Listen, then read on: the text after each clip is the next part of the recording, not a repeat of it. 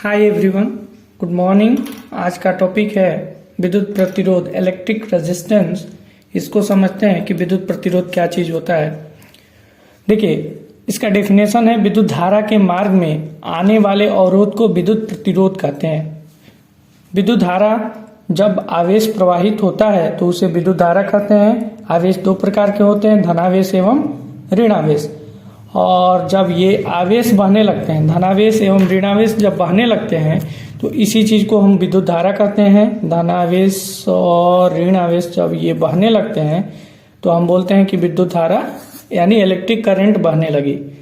अब ये विद्युत प्रतिरोध क्या होता है? विद्युत धारा के मार्ग में यदि विद्युत धारा बह रही है, ठीक है, और उसके मार्ग में कोई अवरोध, कोई ठोकर, कोई विकार, कोई ऑब्स्टेकल आ जाता है, ये अवरोध है, तो इसी चीज को हम लोग विद्युत प्रतिरोध कहते हैं। ये विद्युत धारा यहां से बहने लगी और इसके मार्ग में कोई अवरोध आ गया, फिर आगे गई विद्युत धारा, ठीक है ना। अवरोध आया, फिर आगे विद्युत धारा गई, तो ये जितने भी ऑब्स्टेकल आएंगे, जितने भी अवरोध आएंगे, उसी को हम लोग विद्युत प्रतिरोध कहते हैं। विद्युत प्रतिरोध को आर से दिखाया जाता है। इंग्लिश के कैपिटल लेटर आर से व्यक्त किया जाता है। यानी विद्युत प्रतिरोध का सिंबल क्या होता है? Capital R. और इसे इलेक्ट्रॉनिक परिपथ में हम लोग इस प्रतीक द्वारा दिखाते हैं। ये जो लगा है ये बताता है कि हमारे परिपथ में विद्युत प्रतिरोध लगा है। इसका मात्रक, इस विद्युत प्रतिरोध इलेक्ट्रिक रेजिस्टेंस का मात्रक ओम होता है, ठीक है ना। जॉर्ज साइमन ओम के नाम पर इसका मात्रक ओम होता है और इसको कुछ इस प्रकार से बनाया जाता है। चलिए टॉपिक को आगे बढ़ाते हैं। इसको ऐसे समझ लीजिए कि यदि हम जाते हैं, हमारे रास्ते में जो चीज आता है, यदि हम कहीं यात्रा कर रहे हैं और हमारे रास्ते में कोई ठोकर आ जाता है, ठीक है ना, तो वो एक प्रकार का अवरोध है, तो उसे हम लोग ठोकर बोल देते हैं, क्योंकि वो हमारे मार्ग में रुकावट पैदा करता है। उसी तरह यदि विद्युत धारा के मार्ग में कोई विकार पैदा करने वाला तत्व आ जाता है तो उसे हम विद्युत की भाषा में विद्युत प्रतिरोध कहते हैं। तो प्रतिरोध का मतलब एक प्रकार का ठोकर है जो कि विद्युत धारा के मार्ग में आ रहा है और विद्युत धारा को रोक रहा है कि तुम आगे मत जाओ। ठीक, इतना पढ़ लिए। अब देखो प्रतिरोध को कौन कौन से कारक प्रभावित करते हैं। प्रतिरोध का मात्रक ओम होता है, प्रतिरोध को आर से दिखाया जाता है और किसी परिपथ में प्रतिरोध को इस सिंबल द्वारा जोड़ा जाता है, ठीक है ना। ये जो हमने फिगर बनाया है इस सिंबल द्वारा जोड़ा जाता है। अब आगे बढ़ते हैं, प्रतिरोध को कौन कौन से कारक प्रभावित करते हैं। तो बच्चों हेडिंग दीजिए अपने कॉपी में, प्रतिरोध को प्रभावित करने वाले कारक। प्रतिरोध को प्रभावित करने वाले कारक, फैक्टर अफेक्टिंग इलेक्ट्रिक रेजिस्टेंस। प्रतिरोध को प्रभावित करने वाले कारक, मतलब इसमें हम लोग देखेंगे कि प्रतिरोध को कौन कौन से एलिमेंट है, कौन कौन से कारक है जो उसको प्रभावित करते हैं, जो उसको जाने से रोकते हैं। तो पहला इसमें आएगा चालक तार की लंबाई पर। हेडिंग दीजिए, चालक तार की लंबाई पर।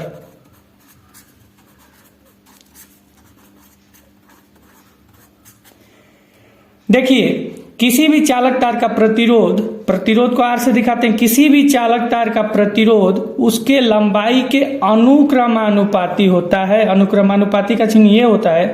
अब ये बोल रहा है कि कोई चालक तार है, सपोज हमने एक चालक तार ले लिया, इसकी लंबाई हमने मान लिया कि यल है, ठीक है, और इसमें जो प्रतिरोध है, देखो बच्चों, कोई भी हमारा सर्किट रहेगा उसमें जरूर प्रतिरोध मौजूद होगा, ठीक है ना। ऐसे समझिए, यदि आप कोई रास्ते में जा रहे हैं तो वहां कितना भी रास्ता चिकना, कोई भी हाईवे हो, उसमें जरूर ठोकर रहेगा जो आपके मार्ग में रुकावट पैदा करेगा। उसी तरह कोई भी हम सर्किट ले लें तो उसमें प्रतिरोध जरूर होगा, ठीक है। और ये आप देख रहे हैं कि इस प्रतिरोध को कौन कौन से कारक प्रभावित करते हैं। तो पहला हम पढ़ रहे हैं चालक तार की लंबाई पर, यानी कि जो प्रतिरोध होता है वो चालक तार की लंबाई के अनुक्रमानुपाती होता है। मतलब यदि हम लंबाई को बढ़ाएं तो उसका प्रतिरोध का मान भी बढ़ जाएगा। अनुक्रमानुपाती का मतलब होता है कि यदि एक चीज का मान बढ़ाए तो दूसरे चीज का भी मान बढ़ जाएगा। यदि एक पक्ष का मान बढ़ाए तो दूसरे पक्ष का भी मान बढ़ जाएगा। इसको ऐसे समझ सकते हैं कि यदि हम मिठाई में जितना अधिक चीनी डालेंगे तो वो तो और मीठा होता जाएगी, ठीक है ना। तो मतलब मिठाई में चीनी अनुक्रमानुपाती है, उसी तरह यदि हम लंबाई बढ़ा दें तो उसका प्रतिरोध का भी मान बढ़ जाएगा, क्योंकि ये एक दूसरे के अनुक्रमानुपाती होता है। इसको उदाहरण से आप अच्छे से समझ जाएंगे। सपोज हमने एक एग्जांपल ले लिया, यहाँ पे 2 चालक तार ले लिया, एक हमने ये ले लिया, इसका लंबाई मान लीजिए 5 मीटर है, और दूसरा चालक तार लिया और इसका लंबाई मान लीजिए कि 10 मीटर है, ठीक है। तो जाहिर सी, और इसमें मान लीजिए प्रतिरोध कुछ R1 है, इसमें प्रतिरोध R2 है। तो आप बताइए कि R1 का मान अधिक होगा कि R2 का मान अधिक होगा। अभी हम लोग सीखे हैं कि प्रतिरोध लंबाई के अनुक्रमानुपाती होता है, जितना अधिक लंबाई करेंगे उतना ही प्रतिरोध अधिक होगा। 5 और 10 में बड़ा 10 है, यानी इससे जो प्रतिरोध होगा वो उसका मान अधिक होगा, यानी यहाँ R2 का मान R1 से अधिक होगा, क्योंकि प्रतिरोध का मान लंबाई के अनुक्रमानुपाती होता है। बच्चों इसको लंबाई बोला जाता है, ठीक है ना। ये यल होगा तो ये नीचे वाला पार्ट भी यल ही होगा। दूसरा देखिए, दूसरा कौन सा कारक इसको प्रभावित करता है, तो दूसरा कारक है अनुप्रस्थ काट के क्षेत्रफल पर, क्रॉस सेक्शनल एरिया पर।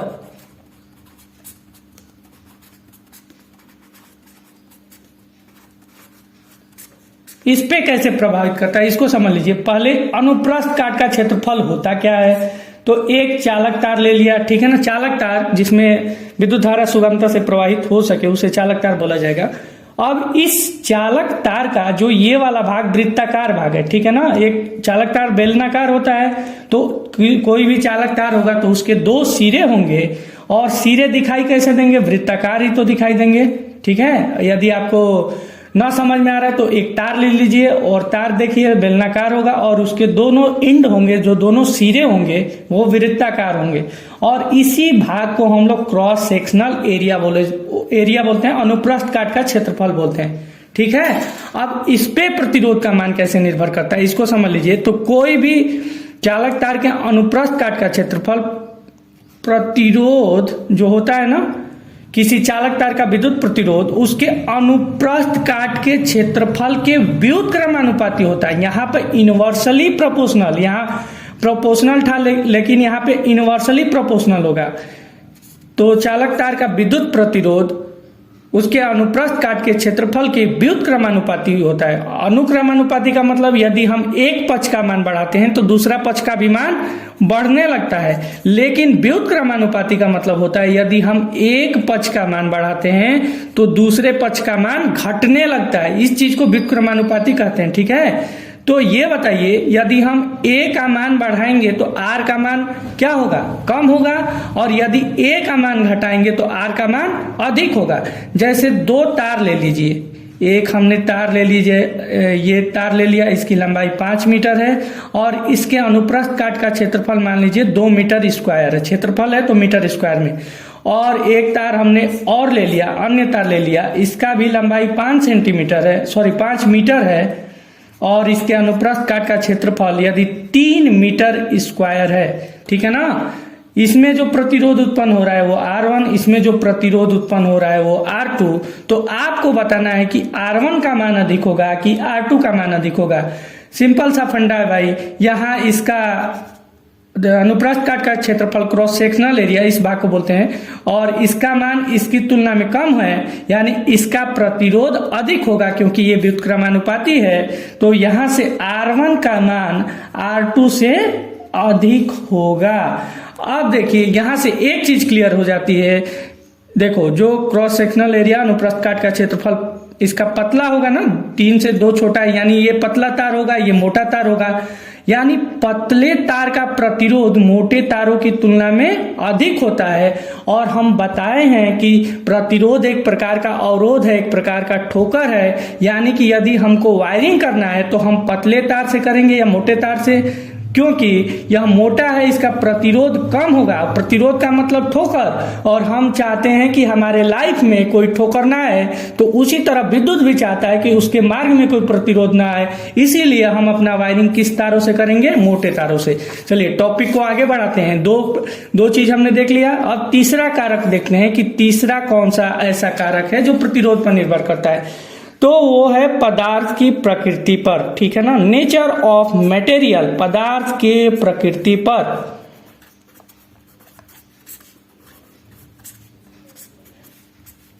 इसको समझिए ये क्या चीज है। तो यदि समान लंबाई को हम यल लिख दे रहे हैं, वह समान अनुप्रस्थ काट का क्षेत्रफल, अनुप्रस्थ काट का क्षेत्रफल को हम ए लिख दे रहे हैं, के तार लिए जाएं तो उनका तो उनका प्रतिरोध भिन्न भिन्न होगा। तो उनका प्रतिरोध भिन्न भिन्न होगा। ये कैसे निर्भर कर रहा है? यदि मान लीजिए दो चालक तार ले लिया हमने, ठीक है, एक तार ये ले लिया, एक तार ये ले लिया, इसकी भी लंबाई भाई 5 मीटर, इसकी भी लंबाई, क्योंकि बोला है समान लंबाई 5 मीटर, वह समान अनुप्रस्थ काट का क्षेत्रफल, इसका अनुप्रस्थ काट का क्षेत्रफल मान लीजिए 1 मीटर स्क्वायर, इसका भी एक अनुप्रस्थ काट का क्षेत्रफल 1 मीटर स्क्वायर, ये ए का मान है, ठीक है। ये और ये दोनों सेम होगा, ठीक है ना, ऐसा मत डाउट करिएगा कि ये एक है तो ये कितना होगा, ये एक है तो ये कितना होगा, दोनों सेम होगा, ये एक है तो ये भी एक, ये एक है तो ये भी एक। तो यदि इनकी लंबाई समान हो और ये भिन्न भिन्न पदार्थों से बने हो, जैसे मान लीजिए ये जो तार बना है वो कॉपर का बना है, ठीक है ना, सीयू का, और ये जो तार बना है वो एल्यूमिनियम का बना है, तो तब भी यहाँ इनका प्रतिरोध भिन्न भिन्न होगा। ये नहीं कि इसकी लंबाई और अनुप्रस्थ काट का क्षेत्रफल समान है तो प्रतिरोध भी समान होगा, ऐसा नहीं है, इनका प्रतिरोध भी भिन्न भिन्न होगा। सपोज यहाँ पे प्रतिरोध कुछ R1 है और यहाँ पे कुछ प्रतिरोध R2 है, तो ये R1 बराबर R2 नहीं होगा, क्योंकि प्रतिरोध पदार्थ के प्रकृति पर भी निर्भर करती है, ठीक है। यानी देखिए, कॉपर को अच्छा चालक माना जाता है, तो कॉपर द्वारा उत्पन्न प्रतिरोध R1 है, तो इसमें अच्छा चालक क्यों माना गया? क्योंकि इसका प्रतिरोध का मान कम है भाई। जिस रास्ते में ठोकर कम होंगे वो रास्ता अच्छा माना जाएगा ना, तो उसी तरह इसमें प्रतिरोध, कॉपर को अच्छा चालक माना जाता है, ठीक है ना, इसकी चालकता अधिक होती है एल्यूमिनियम की तुलना में। वैसे सबसे अच्छा चालक तो चांदी होता है, लेकिन चांदी थोड़ा कॉस्टली महंगा पड़ता है, इसीलिए हम लोग वायरिंग जो करते हैं वो कॉपर वायर से करते हैं। तो कॉपर अच्छा चालक माना जाता है एल्यूमिनियम से। अच्छा क्यों माना जाता है? क्योंकि इसमें प्रतिरोध का मान कम होता है, तो जाहिर सी बात है यहाँ R1 का मान R2 से छोटा होगा। चलिए चौथा पढ़ते हैं। प्रतिरोध का जो कारक निर्भर करता है वो है पदार्थ के ताप पर, पदार्थ के ताप पर, ठीक है ना। तो कोई भी चालक तार का प्रतिरोध उसके ताप के अनुक्रमानुपाती होता है, उसके ताप के अनुक्रमानुपाती होता है।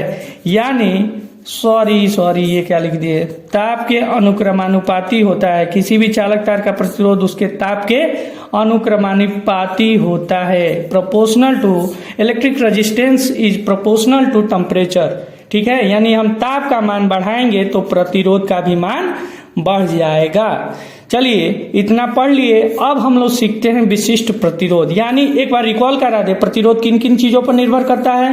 पहला हमने पढ़ा प्रतिरोध R यल के लंबाई के अनुक्रमानुपाती होता है, यानी यल का मान लंबाई का मान बढ़ाएंगे तो प्रतिरोध का भी मान बढ़ जाएगा। दूसरा हम लोगों ने पढ़ा जो प्रतिरोध का मान होता है वो अनुप्रस्थ काट के क्षेत्रफल के व्युत्क्रमानुपाती होता है, यानी एक का मान बढ़ाएंगे तो दूसरे का मान घट जाएगा।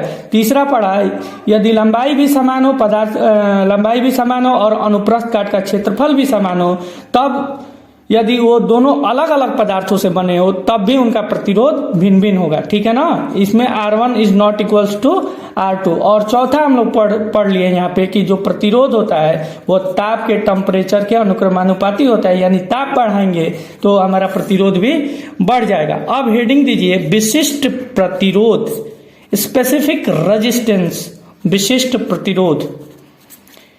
इसको हम लोग रो से व्यक्त करते हैं, ठीक है। अब विशिष्ट प्रतिरोध समझते हैं क्या होता है। अभी हम लोगों ने पढ़ा है कि जो प्रतिरोध होता है वो लंबाई के अनुक्रमानुपाती होता है, इसको मान लीजिए समीकरण नंबर 1 है। दूसरा हमने पढ़ा कि जो प्रतिरोध होता है, विद्युत प्रतिरोध होता है, वो अनुप्रस्थ काट के क्षेत्रफल के व्युत्क्रमानुपाती होता है। इसको मान लीजिए समीकरण नंबर 2 है। बच्चों दोनों का बायां पक्ष बराबर है, इसलिए दोनों का दायां पक्ष भी बराबर होगा।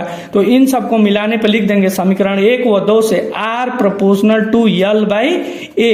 अब ये अनुक्रमानुपाती का चिन्ह है, इसको हटाने के लिए हम लोग कुछ नियतांक लेते हैं। जैसे आप लोग न्यूटन का दूसरा नियम पढ़े होंगे, तो वहां भी एक नियतांक MA में एक नियतांक लिया जाता है। तो उसी तरह यहाँ भी एक नियतांक लेंगे तो R में बदल जाएगा। और जब भी अनुक्रमानुपाती का चिन्ह बदलते हैं तो कुछ नियतांक लेना पड़ता है। और हम यहाँ पे जो नियतांक लेते हैं इसको, इस सिंबल को, ग्रीक भाषा है, इसको बोला जाता है रो। तो ये हो जाएगा सूत्र R rho L by A। चूंकि हमको रो से मतलब है तो इसको लिख सकते हैं रो बराबर R into A by R, तिरिया गुणा कर देंगे R into A by L। इसको कहा जाता है विशिष्ट प्रतिरोध। ये चालक का प्रतिरोध है, ये अनुप्रस्थ काट का क्षेत्रफल है और ये चालक तार की लंबाई है। अब ये विशिष्ट प्रतिरोध होता क्या है, इसका यदि हम डेफिनेशन बनाना चाहें तो यदि A का मान 1 मीटर स्क्वायर हो, ठीक है, A का मान 1 मीटर स्क्वायर हो और L का मान 1 मीटर हो, तो रो किसके बराबर हो जाएगा? देखो R गुणे 1/1 यानी रो हो जाएगा R के बराबर। तो इसका हम लोग परिभाषा बना सकते हैं, किसी पदार्थ का विशिष्ट प्रतिरोध वह प्रतिरोध है जो उस पदार्थ के 1 मीटर लंबे व 1 मीटर स्क्वायर अनुप्रस्थ काट के क्षेत्रफल के तार द्वारा उत्पन्न किया जाता है। तो ये रहा विशिष्ट प्रतिरोध का परिभाषा। और एक पॉइंट और, यदि एक ही धातु के अलग अलग लंबाई के 2 टुकड़े करने पर उनकी प्रतिरोधकता का मान समान रहता है, ठीक है ना, लेकिन उनके प्रतिरोधों का मान भिन्न भिन्न होता है। ये क्या बोल रहा है पॉइंट, कि यदि हमने 2 तार ले लिया, सपोज हमने एक तार ये ले लिया और एक दूसरा तार ये ले लिया, ठीक है ना, तो यहाँ यदि इसकी लंबाई 2 मीटर है, इसकी लंबाई यदि 3 मीटर है, इसका अनुप्रस्थ काट का क्षेत्रफल 1 मीटर स्क्वायर है, इसका अनुप्रस्थ काट का क्षेत्रफल 2 मीटर स्क्वायर है, यानी यहाँ लंबाई भी अलग अलग है और यहाँ पर अनुप्रस्थ काट का क्षेत्रफल भी अलग अलग है। यदि यह कॉपर का बना है और यह भी कॉपर का बना है तो इनका रो का मान तो समान होगा, लेकिन प्रतिरोध का मान अलग अलग होगा। रो का मान समान इसलिए होगा क्योंकि यह एक ही पदार्थ अर्थात कॉपर से बने हैं और एक ही पदार्थ की विशिष्ट प्रतिरोध अथवा प्रतिरोधकता हमेशा समान होती है। तो बच्चों आज के लिए इतना ही। अगले टॉपिक में हम आपको बताएंगे कि प्रतिरोधों को कितने प्रकार से संयोजन किया जाता है और उस प्रकार से सीखने के बाद आप जटिल जटिल सर्किट को आसानी से सॉल्व कर सकते हैं। तो थैंक यू बच्चों, आज के लिए इतना ही।